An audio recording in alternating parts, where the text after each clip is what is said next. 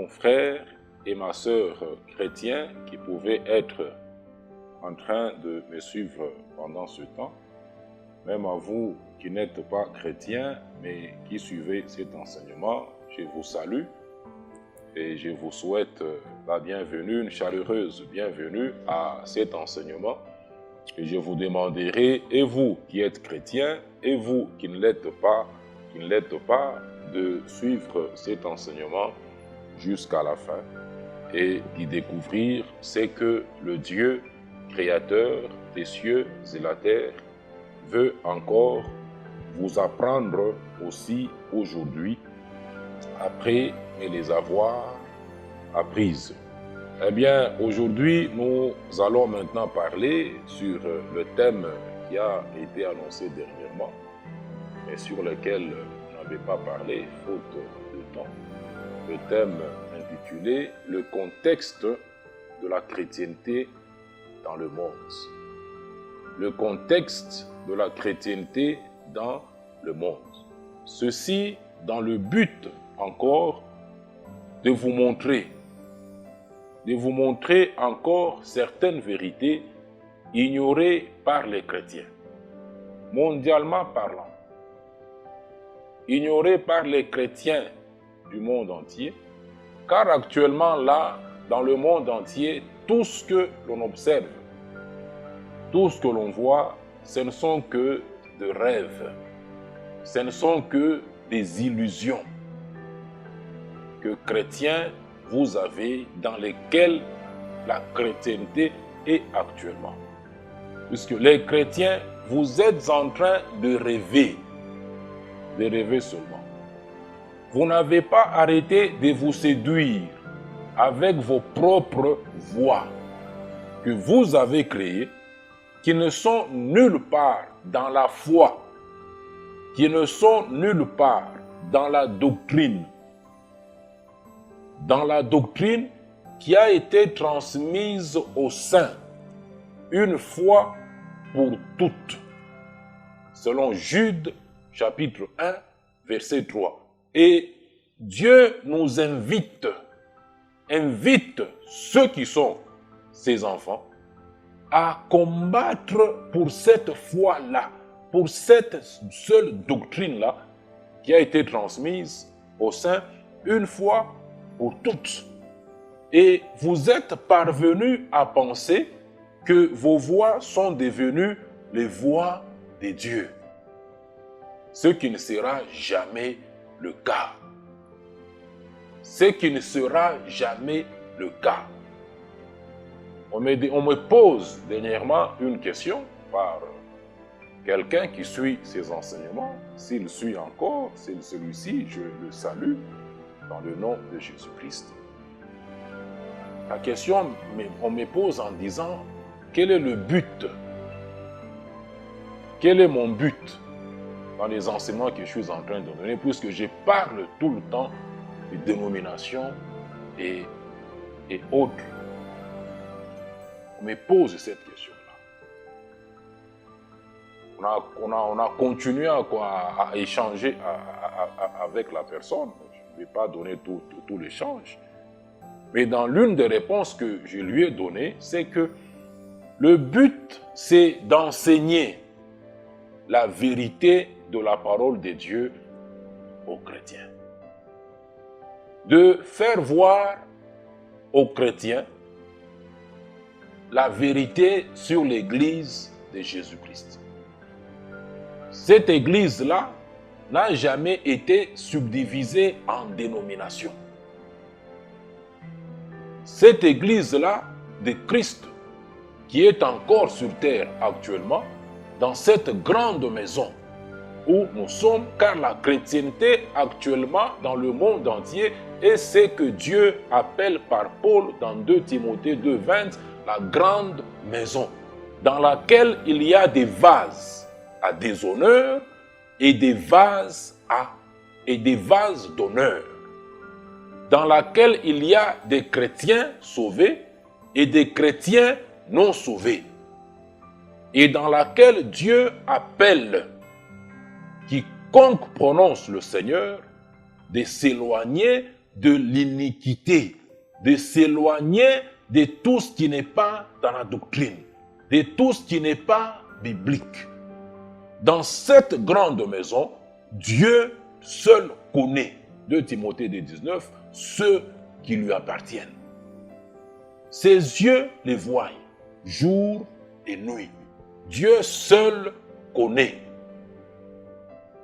Et tout chrétien actuellement n'est pas forcément sauvé. On poursuit la conversation avec elle, la personne finit par me dire, mais finalement, dans vos messages, vous nous appelez à quitter les assemblées de saints, alors qu'il y a un verset dans Hébreu qui dit « N'abandonnez pas les assemblées de saints ». Je dis, c'est effectivement ça le problème qu'il y a dans la chrétienté aujourd'hui. On vous dit, nous sommes dans la grande maison. Pour vous dire que tout chrétien n'est pas forcément sauvé. Tous les rassemblements de chrétiens, 100%, sans faute aucune, tous les rassemblements de chrétiens aujourd'hui ne sont pas constitués de saints. Ne sont pas constitués de saints qui sont sauvés. Des gens qui sont sauvés. Nous sommes dans la grande maison. Et dans cette grande maison-là, Dieu seul connaît ceux qui lui appartiennent. Dieu seul connaît ceux qui lui appartiennent. Il y a des vases d'honneur et il y a des vases à déshonneur.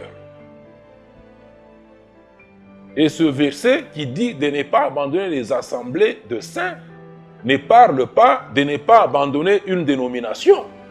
Il n'est pas écrit ne pas abandonner une dénomination, ne pas abandonner l'église d'un homme, ne pas abandonner une communauté d'un homme.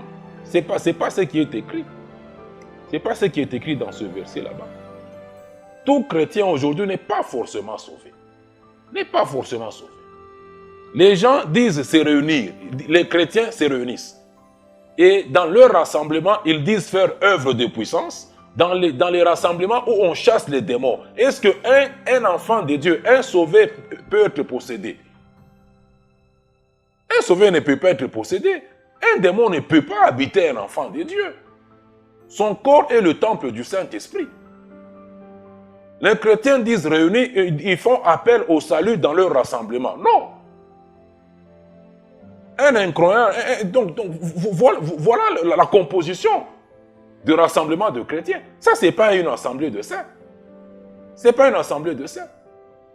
Un chrétien sauvé ne peut pas être possédé. Ne peut pas être possédé. Un démon ne peut pas habiter en lui. Son corps est le temple du Saint-Esprit. Il n'y a aucune relation entre le Saint-Esprit et un démon. Il n'y a aucune relation entre les ténèbres et la lumière. Il n'y a aucune relation entre Dieu et Satan, entre Baal, entre Bélial et Christ. C'est dans 2 Corinthiens 6 ou quoi, là, je n'ai pas ce verset là-bas, mais ce sont des choses qui me viennent en enseignant. Il n'y a aucune relation.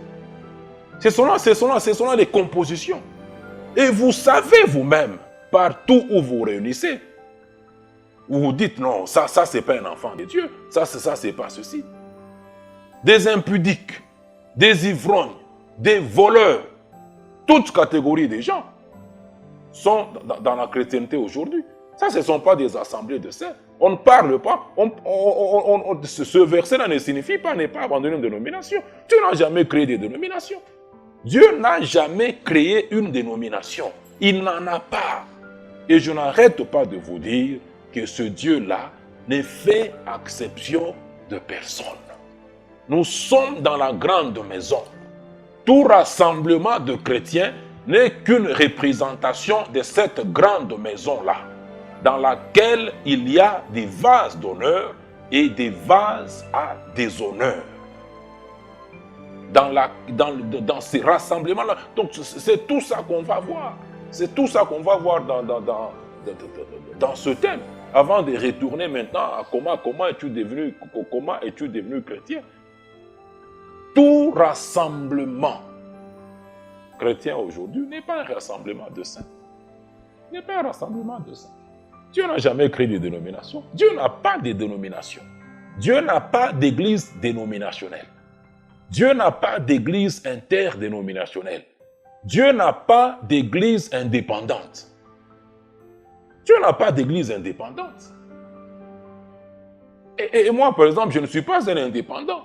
Je suis un membre du corps de Christ, un membre de l'église de Jésus-Christ. Je ne suis pas un indépendant. Je suis membre du corps de Christ. Dieu n'a pas toutes ces choses-là. Et il appelle, c'est lui qui prononce, c'est Dieu qui appelle. Moi, j'annonce la parole de Dieu. Ce n'est pas mon entreprise, ce n'est pas mon mining. Il appelle, c'est lui qui prononce le nom du Seigneur, de s'éloigner de cette iniquité-là, de s'éloigner de tout ce qui n'est pas dans les Écritures. Et l'Église de Jésus-Christ là n'est pas subdivisée en dénominations chrétiennes, en église bâtiment où on dit on va. On va à l'église. Quand nous étions dans l'église, à l'église, on a dit ceci, on a dit cela. Ce sont là les voies dans lesquelles, chrétiens, vous êtes aujourd'hui et vous pensez que ces voies-là sont devenues les voies de Dieu. Elles ne le seront jamais. Vous avez créé des dénominations chrétiennes. Vous avez créé des églises locales, dénominationnelles, non dénominationnelles, qui n'ont aucune référence dans les Écritures. Qui n'ont aucune référence dans les Écritures. N'abandonnez pas les assemblées de saints. Il n'est pas écrit n'abandonnez pas l'église de tel pasteur dénominationnel, de tel pasteur indépendant, de tel pasteur interdénominationnel. Ce n'est pas écrit ça. Vous avez créé des histoires dans lesquelles vous êtes. Vous avez créé des églises interdénominationnelles, des églises indépendantes. Tout un tas de choses qui ne sont nulle part dans la Bible.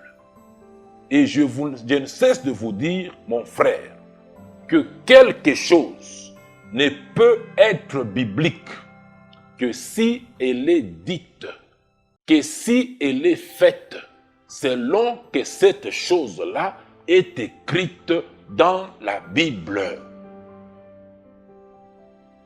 C'est ce qui veut dire que ce que l'on enseigne, ce que l'on fait est biblique. C'est prendre ce qui est dans la Bible et faire selon que cela est écrit dans la Bible. Deutéronome 4, 2 encore aujourd'hui, vous n'ajouterez rien. Vous ne retrancherez rien. Vous n'allez pas transformer mes commandements. Vous n'allez pas les mettre à jour. Vous n'allez pas les manipuler comme vous voulez les manipuler. Mais vous observerez mes commandements. Vous observerez mes paroles telles que je vous les ai prescrites. Jude 1:3, la foi, la doctrine, les enseignements de Christ qui nous ont été donnés par ses premiers apôtres. La doctrine nous a été transmise une fois pour toutes. C'est elle le fondement sur lequel Jésus est en train de bâtir. Jésus est en train d'édifier les membres de son Église qui sont encore sur terre. Ce n'est que sur les enseignements des premiers apôtres qui sont tous répertoriés dans les épîtres, qui nous ont été transmis une fois pour toutes. Il n'y a rien qu'on peut ajouter à ces enseignements-là. Tout ce que l'on fait qui n'est pas dans les enseignements apostoliques ne vient pas de Dieu, n'est pas biblique. N'est pas biblique. C'est ça. C'est ça le problème. Et comme je l'ai même dit dernièrement, je peux démontrer un après un, une chose après une chose, que tout ce que vous faites aujourd'hui, chrétiens, n'est nulle part dans les Écritures, n'est nulle part nulle part dans la Bible. Les versets hors contexte, les interprétations des versets tordus, les interprétations hors contexte, les versets qu'on sort de leur contexte, et tout verset qu'on sort de son contexte devient un prétexte pour faire tout ce que l'on veut faire, pour dire tout ce que l'on veut dire. Rien. Vous n'êtes pas dans la parole de Dieu. Vous n'êtes pas dans la doctrine de Christ. Vous n'êtes pas en train de bâtir sur le seul fondement que Christ a déjà posé pour son Église par ses premiers apôtres.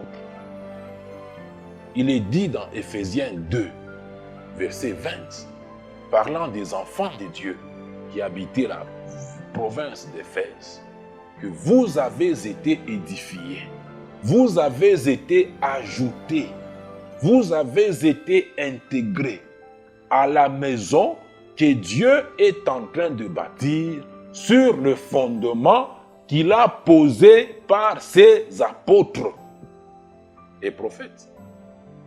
Dieu est en train de bâtir son Église sur le fondement, sur la doctrine, sur les enseignements qu'il a posés, qu'il a donnés aux membres de son Église par les apôtres. Par les apôtres. Je reviens en arrière, la personne me demande, mais devions-nous quitter nos églises? Je lui réponds en disant, ceux-là que Dieu a sauvés ont été ajoutés à la seule église de Jésus-Christ. Ils n'ont pas leurs églises. Et Dieu n'a pas des églises. Il n'a qu'une seule église. Acte 2, 47. Le Seigneur ajoute, comme les Éphésiens avaient été ajoutés à cette maison-là, à l'église que Dieu bâtit sur le fondement des apôtres et des prophètes. Celui que Dieu sauve, il est ajouté à l'église de Jésus-Christ. Il devient un membre de l'église de Jésus-Christ. Il n'a aucun mandat de former son église à lui, disant église locale. Ça n'existe pas, ce n'est pas biblique. Et Dieu n'a pas donné les 5 ministères pour se constituer des groupes de gens, pour s'établir sur les groupes des chrétiens. Dieu n'a pas donné les apôtres, les prophètes, les évangélistes, les pasteurs et les docteurs pour avoir des groupes de gens disant Église. Il le donne dans Éphésiens 4.11 pour faire le travail qui est dans Éphésiens 4.12. Mettez ce verset là-bas. Éphésiens 4.11, il a donné les uns comme les apôtres, les prophètes, les évangélistes, les docteurs, les pasteurs, pour faire quel travail? Pour perfectionner les saints. Pour perfectionner tous les saints de Dieu, pour perfectionner l'Église de Christ sur terre en vue de l'œuvre du ministère. Il a donné les 5 ministères pour perfectionner les saints, pour perfectionner les sauvés de Dieu, pour les rendre aptes, pour les enseigner en quoi consiste le service de Dieu, comment ils doivent servir Dieu et pour qu'ils servent. Quand les saints de Dieu vont maintenant servir Dieu, ça va conduire à l'édification, à la construction, à la maturation du corps de Christ. Dieu ne m'a pas donné comme don à son Église pour que je forme un groupe de chrétiens autour de moi sur lequel j'ai dit, apôtre, exercer le ministère. Ce n'est pas biblique. Ce n'est pas biblique. C'est tout ça qu'on va voir dans ce thème, le contexte de la chrétienté dans le monde actuellement. ceux qui avaient la charge de paître, de garder les brebis du Seigneur, pendant que la structure de cette église-là était encore normale, selon les enseignements apostoliques sur terre, ce n'était que les anciens, les collèges des anciens. Acte 20, 28 vous révèle que c'est les anciens qui avaient la responsabilité de paître les brebis du Seigneur, résidant une zone géographique donnée, pas résidant, pas venant dans un bâtiment. Le collège des anciens. 1 Pierre 5, verset 1, verset 2, vous le révèle encore. Toute écriture est inspirée de Dieu, utile pour vous enseigner tout ça. Pour vous enseigner tout ça. Quand je vous dis que ce sont les anciens qui avaient la responsabilité des paîtres, d'assurer la bergerie des enfants de Dieu résidant une localité donnée, je vous donne ces écritures là-bas. Acte 20, 28. Paul s'adressant aux anciens de l'église de Dieu qui était à Éphèse. 1 Pierre 5, versets 1 et 2, Pierre s'adresse aux anciens de l'église de Dieu qui habitaient ces zones-là de l'Asie mineure. Ce sont les anciens. L'erreur des chrétiens aussi, dans le monde actuellement, ces dénominations là-bas ont dépecé la chrétienté. On a créé des dénominations. On a barré la route à l'universalité de la chrétienté. L'universalité de la chrétienté. Jésus donne les 5 ministères à son église dans son ensemble, à tout son corps, à tout son corps. Il n'a pas donné les 5 ministères aux églises qui étaient dans les provinces, dans les zones géographiques données. Il le donne à toute son église. À toute son église. Comme ce que je fais actuellement. Moi, je n'ai pas de dénomination. Je parle à tout celui qui est enfant de Dieu et à qui Dieu lui-même envoie ses enseignements. Les 5 ministères ou les 5 dons n'ont jamais été donnés pour qu'ils se constituent des groupes de gens. Qu'ils disent église. Non, non. Qu'ils disent église. Non, non. Celui que Dieu sauve, il devient un membre de l'église de Jésus-Christ. Il n'a pas une église. Il appartient à l'église de Jésus-Christ. Il ne va pas à l'église de Jésus-Christ. Il est un membre de l'église de Jésus-Christ.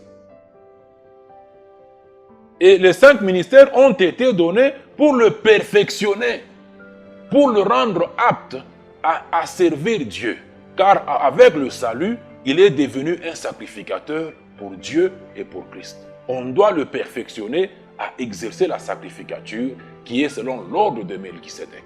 La sacrificature de Christ, qui n'est pas terrestre, qui s'exerce dans le sanctuaire céleste. Selon Hébreux 10, 19, dans lequel nous avons une libre entrée en vertu de l'œuvre que Christ a accomplie pour nous. On le perfectionne pour la sacrificature. 1 Pierre 2, 5, pour offrir des victimes spirituelles agréables à Dieu.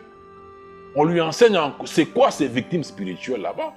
Pas matériel, pas l'argent, pas l'argent, pas les taureaux, pas les sacrifices d'animaux, mais les victimes spirituelles qu'il doit offrir à Dieu.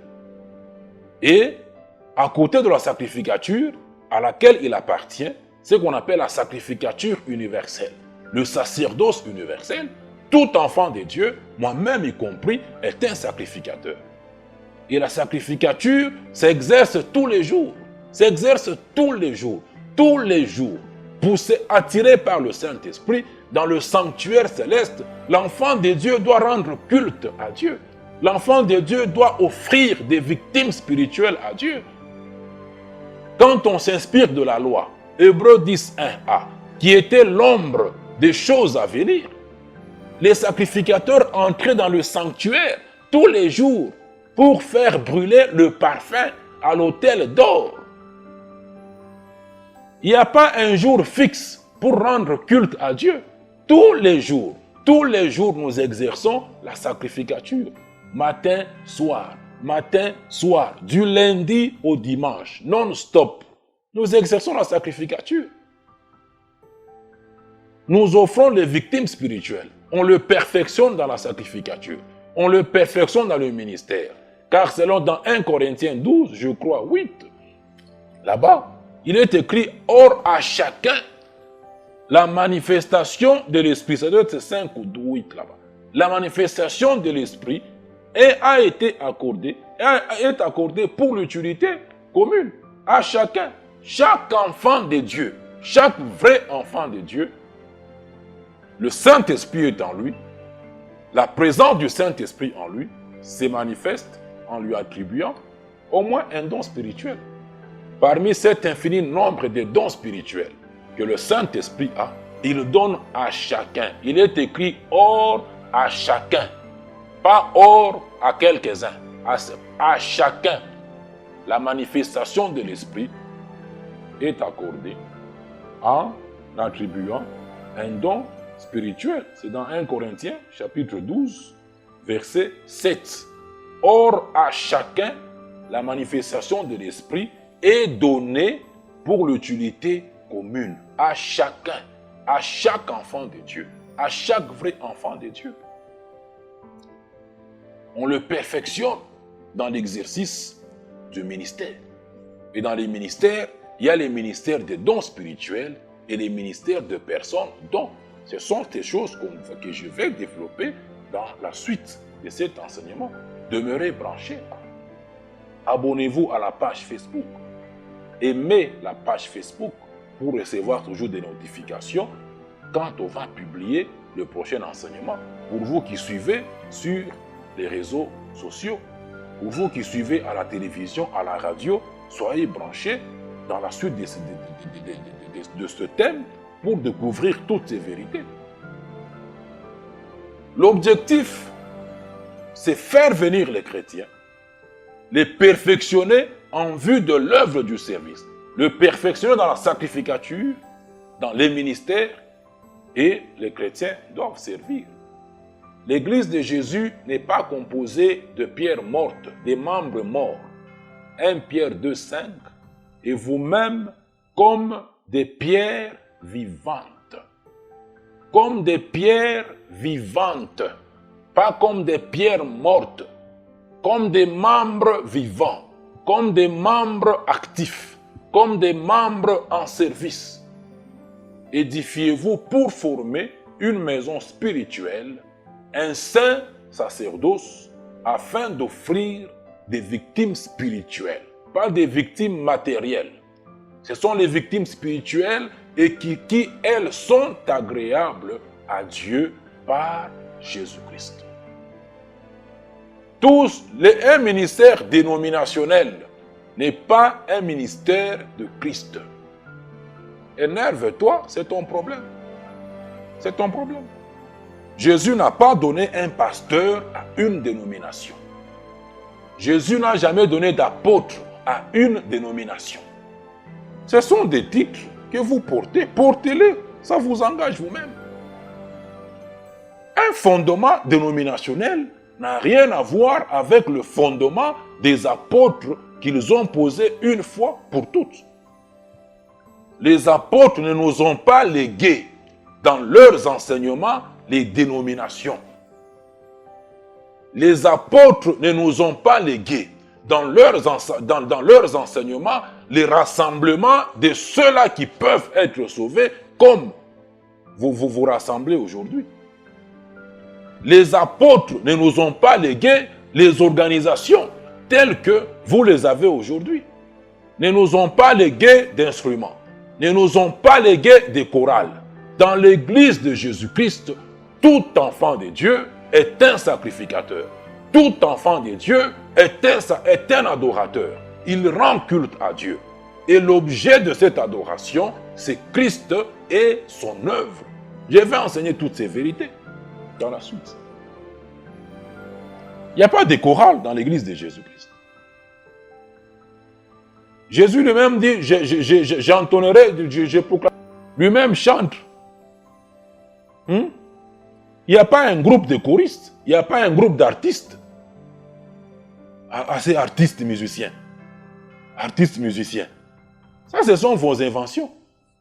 Ce sont vos inventions qui ne sont nulle part dans la doctrine de Christ. Ils ne nous ont pas légué les concerts. Les apôtres ne nous ont pas légué des concerts. Dans leurs enseignements, il n'y a pas de concerts chrétiens. Dans les enseignements des apôtres, il n'y a pas de concours. C'est musique chrétienne. Il n'y a pas de concours. Ça n'existe pas. Ce n'est pas dans les enseignements des apôtres. Ce n'est pas dans les enseignements des apôtres. C'est sur ces enseignements-là, sur ces seuls enseignements, que les apôtres ont posé, que Christ édifie son Église. Et on te demande de bâtir, de tout faire sur ce fondement-là. Sur cette fondation qu'ils ont eu à poser une fois pour toutes. Une maison ne peut pas avoir de fondation. C'est eux qui ont posé le fondement. C'est eux qui ont posé la fondation. Nous tous, nous ne faisons que bâtir, suivant la fondation que eux ont déjà posée. Mais vous, vous avez amené vos propres fondations qui ne sont nulle part dans les Écritures. Et ce qui montre clairement que vous n'êtes pas des disciples de Christ. Vous n'êtes pas des disciples de Christ. Vous n'êtes pas des chrétiens sauvés. C'est ce que ça veut dire. C'est ce que ça démontre. Allons maintenant dans la profondeur pour vous démontrer que vous n'êtes pas chrétiens, des disciples de Christ. Il ne faut pas dire qu'on est disciple de Christ sans faire la parole de Dieu, sans demeurer dans sa parole. Jean chapitre 8. Commençons à partir du verset 30 jusqu'au verset 59. Ne t'énerve pas, ne sois pas frustré, c'est pour ton salut. Dieu veut que tous les hommes soient sauvés. Et on ne peut pas devenir sauvé par le mensonge, dans le mensonge. Dieu n'est pas un Dieu de désordre. On ne peut pas laisser les gens en train d'aller en enfer sans rien faire. Sans rien faire. Non-assistance aux chrétiens en danger. Non-assistance à la chrétienté en danger. Vous vous taisez face à toute la corruption qu'il y a dans la chrétienté. Vous étouffez la vérité. C'est votre problème. Vous faites semblant comme si les choses étaient comme au temps des apôtres.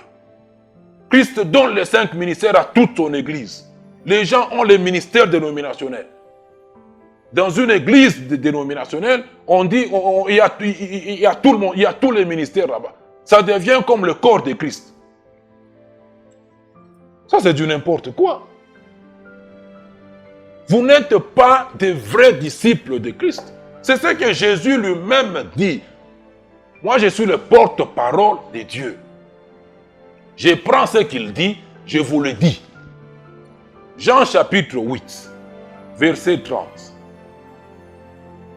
Au 30 là-bas, au verset 31, au 30 il dit, comme Jésus parlait, ainsi plusieurs crurent en lui. Plusieurs avaient cru en Christ Jésus. Vous allez poursuivre avec la suite. Soyez attentifs. Vous comprendrez qu'une fausse croyance, la croyance des bouts de lèvres, que leur cœur n'avait pas accompagné. Il leur dit au verset 31, « Si vous demeurez dans ma parole, si vous demeurez dans mes enseignements, si vous demeurez aujourd'hui dans les enseignements apostoliques qui sont dans les épîtres, qui nous ont été donnés une fois pour toutes par les premiers apôtres, si vous demeurez dans ma parole, vous êtes vraiment mes disciples. Vous êtes vraiment mes disciples. Vous êtes vraiment des chrétiens. Si vous demeurez dans ma parole, si vous demeurez dans mes enseignements, dans ma vérité, dans ma doctrine, dans la doctrine des apôtres, vous êtes vraiment mes disciples. Et ne pas demeurer dans la parole. C'est-à-dire ne pas être dans ce que Jésus a dit. Ne pas être dans ce que Jésus nous a donné par ses premiers apôtres. Ne fait pas de vous des vrais disciples de Christ. C'est-à-dire que vous ne pouvez pas dire être un vrai disciple de Christ sans demeurer dans sa parole. Et demeurer dans sa parole, c'est être dans ce qu'il a dit aujourd'hui pour sa seule église, pas pour une dénomination. Pas pour l'église de quelqu'un qui est sa propre initiative. Jésus a son église, les hommes ont leurs églises aujourd'hui. Et Jésus ne sera jamais propriétaire, ne sera jamais impliqué dans une église de quelqu'un. Matthieu 16, 18, je bâtirai mon église, pas les églises, ni l'église de quelqu'un. C'est demeurer dans la parole de Christ, c'est être dans ce qu'il a dit pour son église. Et être dans sa seule église, être devenu membre de sa seule église par le salut. Demeurer dans sa parole, c'est pratiquer ses enseignements pour son église. Sans cela, vous ne pouvez pas dire être un vrai disciple de Christ. Et c'est ce que, chrétiens, vous êtes aujourd'hui. Des faux disciples de Christ. Des disciples des bouts de lèvres. Des disciples des bouts de lèvres. Et c'est ce qu'il dit même dans les versets suivants aux gens qui ont dit croire en lui, mais sans croire véritablement. Qu'est-ce qu'il leur dit au verset 32?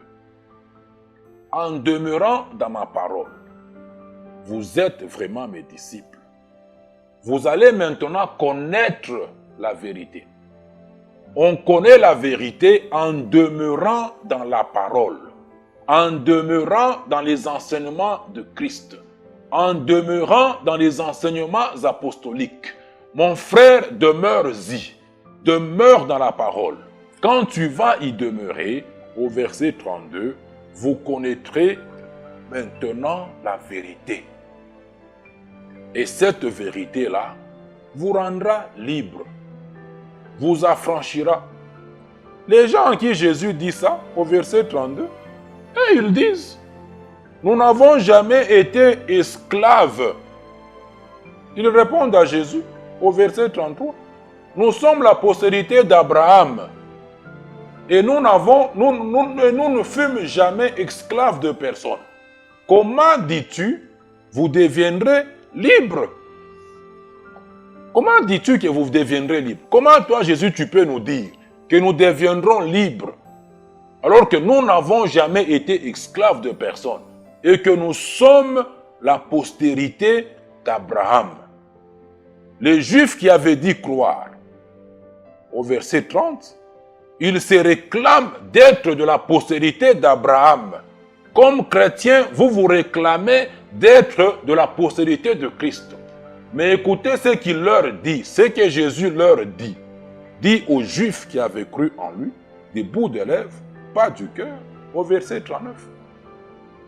Vous pouvez même lire les versets qui suivent là-bas, mais allons au verset 39. Écoutez ce qu'il leur dit.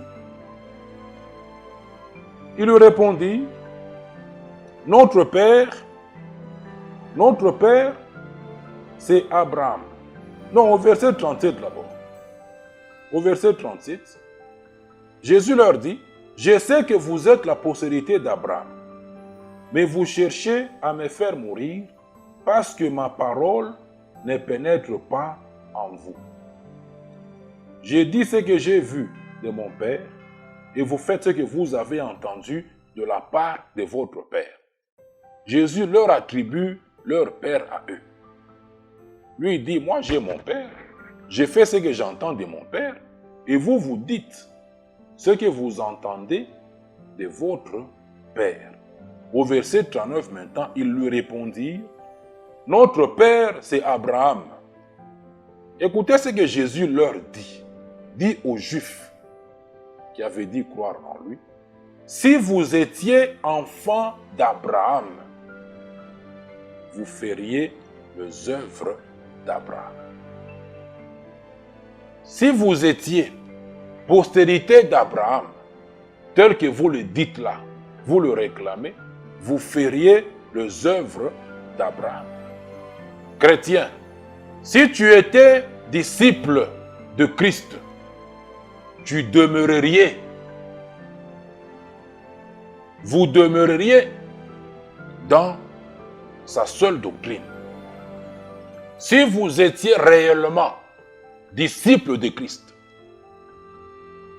sauvé, vous demeureriez dans sa seule doctrine pour sa seule Église.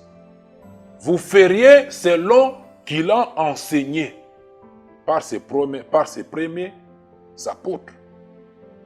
Par ses premiers apôtres. Il ne suffit pas de faire des déclarations. Il ne suffit pas de dire qu'on est quelque chose. Mais il faut faire. Il ne suffit pas de donner un enseignement. Mais il faut être dans cet enseignement là-bas. Il faut être dans ce que l'on dit enseigner. Jésus pouvait dire que si la lumière, la vérité qui peut être en toi est ténèbres, combien plus grands sont les ténèbres en toi.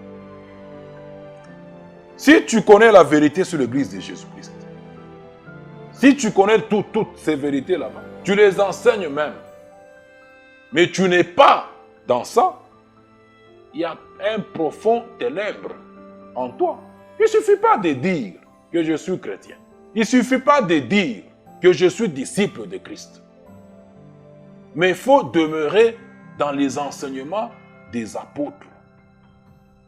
Ce n'est pas le fait de dire que vous êtes un chrétien qui fait de vous un vrai chrétien ou un vrai disciple de Christ. Et aujourd'hui, les chrétiens, vous êtes dans vos propres voies et non dans la parole de Dieu. Dans vos propres voies que vous vous êtes frayés. Jésus dit clairement aux Juifs qui avaient cru en lui, au verset 30, fausse croyance, vous avez pour père le diable. C'est le diable qui est votre père et vous voulez accomplir ses désirs parce qu'il voulait faire tuer Jésus. Vous avez ça au verset 44. Vous avez pour père le diable et vous voulez accomplir ses désirs, les désirs de votre père. Au 41, il leur dit, vous faites les œuvres de votre père. Et ils lui répondirent, nous ne sommes pas des enfants illégitimes, mais nous avons un seul Père qui est Dieu. Écoute le verset 42 encore, mon frère. Écoute le verset 42. Jean 8, 42. Jésus leur dit, si Dieu était votre Père, vous m'aimeriez, car c'est de Dieu que je suis sorti et que je viens. Je ne suis pas venu de moi-même. Il ne suffit pas de dire que ceci ou cela, faire beaucoup de bruit, sauter, crier. Verset 47, écoutez ce que Jésus dit. Celui qui est de Dieu, celui qui est un enfant de Dieu, celui qui est un chrétien sauvé, écoute, chrétien, celui qui est de Dieu, écoute les paroles de Dieu. Il écoute les paroles de Dieu et il les met en pratique. Il comprend les paroles de Dieu. Celui qui est de Dieu, celui qui est un enfant de Dieu, qu'il est devenu par le salut, il écoute les paroles de Dieu, Mais vous, vous n'écoutez pas parce que vous n'êtes pas des dieux. Vous comprenez? Les Juifs qui avaient dit croire en lui n'écoutaient pas les paroles de Dieu. N'écoutaient pas les enseignements de Christ. Parce qu'ils n'étaient pas des dieux. Parce que c'était une fausse croyance qu'ils avaient dit croire. Comme les chrétiens sont aujourd'hui. C'est lui qui est des dieux. Il écoute les paroles de Dieu. Aujourd'hui, chrétiens, vous n'écoutez pas la parole de Dieu. Ce sont les signes, les miracles de Satan, les guérisons de Satan, les spectacles de Satan qui vous attirent, qui vous séduisent, qui vous convainquent. Pour vous, c'est ce que vous voyez. Alors que nous, dans notre marche de foi, nous marchons par la foi. Nous ne marchons pas par la vue. Et Jésus pouvait dire à Thomas, « Bienheureux, celui qui croit sans avoir vu. » Vous voyez les signes que Satan opère. Un rassemblement non biblique, Dieu n'est pas là, car il opère selon le conseil de sa volonté. Là où il n'opère pas, c'est Satan qui opère. Vous n'écoutez pas la parole de Dieu. Vous n'écoutez pas la parole de Dieu. Vous n'écoutez pas, chrétiens, aujourd'hui, la parole de Dieu. Et il n'y a pas de oui, mais, ou de non, mais. Matthieu 5, 37. Vous n'écoutez pas la parole de Dieu. Celui qui est de Dieu, il écoute les paroles de Dieu. Celui qui n'est pas de Dieu, n'écoute pas les paroles de Dieu. N'écoute pas les appels que Dieu n'arrête pas de lancer à ses enfants, de s'éloigner de l'iniquité, de quitter toutes les églises dénominationnelles, indépendantes, qui n'ont aucun fondement biblique. Celui qui n'est pas de Dieu ne les écoute pas. Il les balaye du revers de la main. Il reste indifférent à tous ces appels de Dieu, qui lui-même appelle son enfant de s'éloigner de l'iniquité. Celui qui est de Dieu écoute la parole de Dieu. Il n'y a pas de oui, mais. Il n'y a pas de juste milieu. Soit vous êtes des dieux et vous écoutez les paroles de Dieu, soit vous n'êtes pas des dieux. Soit vous n'êtes pas des dieux. Verset 48. Celui qui est de Dieu écoute les paroles de Dieu. Chrétiens, vous n'écoutez rien aujourd'hui. Matthieu 5, 37, il n'y a pas de oui, mais. Il n'y a pas de non, non, non, mais. Il n'y a pas moi je pense ceci, non. Que ton oui soit oui. Que ton non soit non. Soit vous êtes des dieux et vous écoutez ces paroles et vous demeurez dans les enseignements des apôtres, soit vous n'êtes pas des dieux. Et si vous n'êtes pas des dieux, vous avez pour père le diable, selon que Jésus l'a dit aux Juifs. Vous avez pour père le diable. Vous avez pour père le diable. Beaucoup de chrétiens ont pour père le diable aujourd'hui. Ils font les œuvres de leur père. N'écoutent rien de la parole de Dieu. N'écoutent rien de la parole de Dieu. Au verset 30, les gens qui avaient dit croire. Au verset 59, je saute beaucoup de choses. Au verset 59, les gens qui avaient dit croire là, en Christ, ils ramassent les pierres, ils veulent lapider Jésus. Ils veulent lapider Jésus. Au verset 59, là-dessus, ils prirent des pierres pour les jeter contre lui, mais Jésus s'est caché et sorti du temple.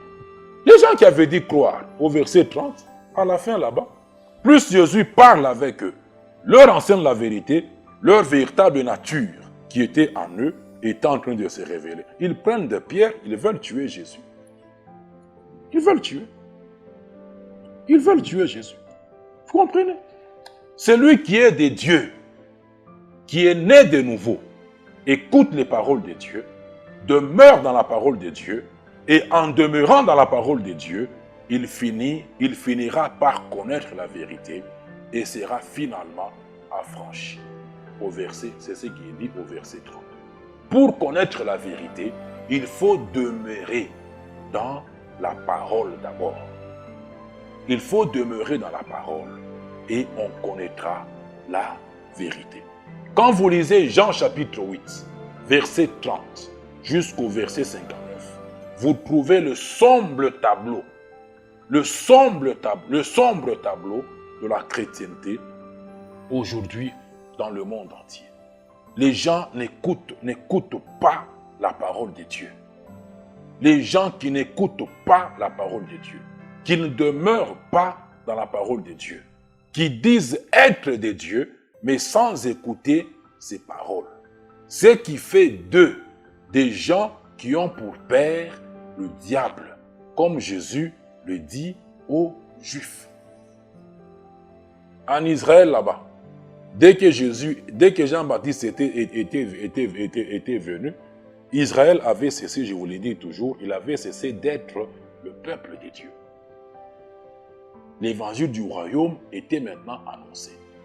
Il fallait que les Juifs croient en Christ comme le Messie, qu'ils le reconnaissent comme le Messie pour être sauvés, selon les dispositions que Dieu avait mises en place pendant ce temps là-bas, avant la croix.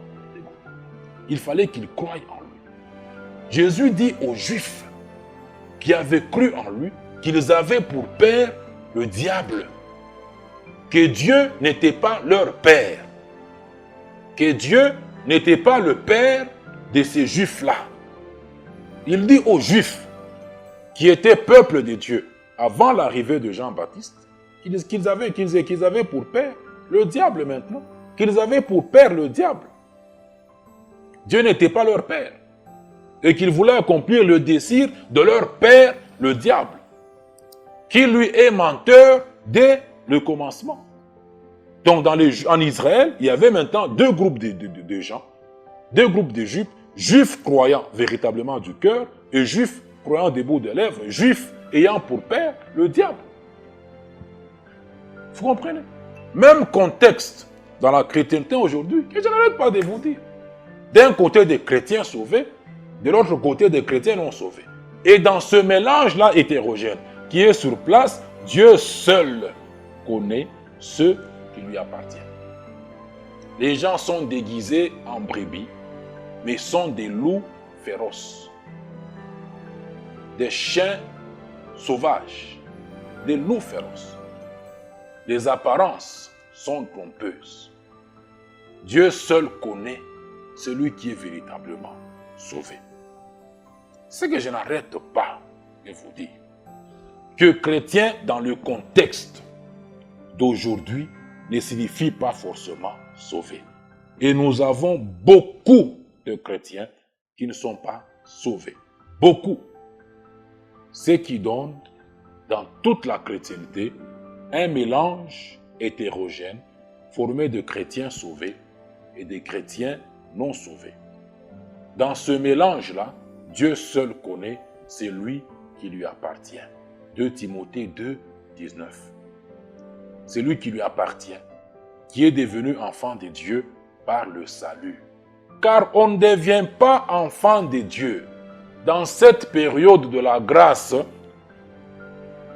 par un autre moyen que si ce n'est que le salut. On ne devient pas enfant de Dieu par la naissance naturelle. Je vais m'arrêter par là. On ne devient pas enfant de Dieu par la naissance naturelle. C'est très important, chrétien, que vous puissiez comprendre ça. On ne devient pas enfant de Dieu par la naissance naturelle. Tu es né de ton père et de ta mère pécheurs dans les péchés, séparés de Dieu, destinés à la mort éternelle, destinés au feu éternel. C'est dans cet état-là que tout homme naît dans ce monde. La naissance naturelle ne fait pas de vous un enfant de Dieu. Vous êtes enfant de votre père et de votre mère, appartenant à votre famille biologique, à votre tribu. Vous n'êtes pas enfant de Dieu. Romains chapitre 9, versets 6 et 8, ce sont des choses par lesquelles je continuerai prochainement. Qu'est-ce qui est écrit au verset 7? Ce n'est point à dire que la parole de Dieu. Le Romains chapitre 9, chapitre 10, chapitre 9 parle d'Israël. Mais comprenez quand même. Ce n'est point à dire que la parole de Dieu soit restée sans effet, car tous ceux qui descendent d'Israël ne sont pas Israël. Vous voyez? Ne sont pas Israël. Et pour être la postérité d'Abraham, ils ne sont pas tous ses enfants, mais il est dit en Isaac, sera nommé pour toi une postérité. Verset 8. C'est-à-dire que ce ne sont pas les enfants de la chair, ce ne sont pas les enfants biologiques, ce ne sont pas les enfants naturels qui sont enfants de Dieu. Vous comprenez? Ce ne sont pas les enfants de la chair qui sont enfants de Dieu, mais que ce sont les enfants de la promesse qui sont regardés comme la postérité. Je vais développer ça prochainement. Lisez ça quand je lis ça dans second. Mon cher, il reste combien de minutes là-bas? Oh.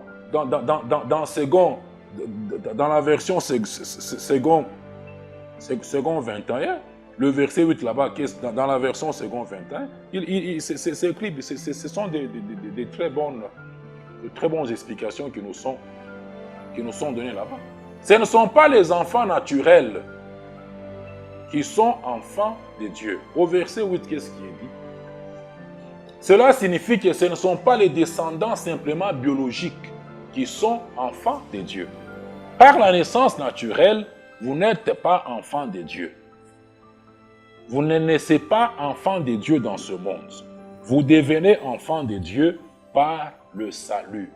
Jean chapitre 1, versets 12 et verset 13. À tous ceux qui l'ont reçu, à tous ceux qui ont reçu Christ, qui ont reçu l'offre du salut de Dieu par le sacrifice de Jésus-Christ, il leur donne le pouvoir de devenir enfants de Dieu. Vous devenez enfants de Dieu par le salut. Je vais continuer sur ça prochainement. Il est très important de comprendre ces choses. Vous devenez enfants de Dieu par le salut. Vous n'êtes pas dans la parole, vous ne demeurez pas dans la parole, vous n'êtes pas disciple de Christ. Vous êtes dans une dénomination n'est pas dans la parole. Vous êtes dans une église dénominationnelle, une église interdénominationnelle, une église indépendante, une église ceci ou cela, toutes ces choses ne sont pas dans la parole. Donc vous n'êtes pas dans la parole. Vous êtes dans des pratiques qui ne sont pas bibliques, vous n'êtes pas dans la parole. Vous ne demeurez pas dans la parole. Donc vous n'êtes pas disciple de Christ. Vous ne l'êtes pas. Et c'est ça qui fait que vous ne comprenez rien. Au verset 47 ou 47 là-bas, celui qui est de Dieu, dans des Jean 8, il écoute les paroles de Dieu. Jésus pouvait dire, je connais mes brebis et mes brebis me connaissent. Mes brebis entendent ma voix et ils me suivent. Que l'amour de Dieu, la grâce du Seigneur Jésus et la communion du Saint-Esprit demeurent avec toi, qui est mon frère et ma sœur en Christ. Au nom de Christ Jésus. Amen.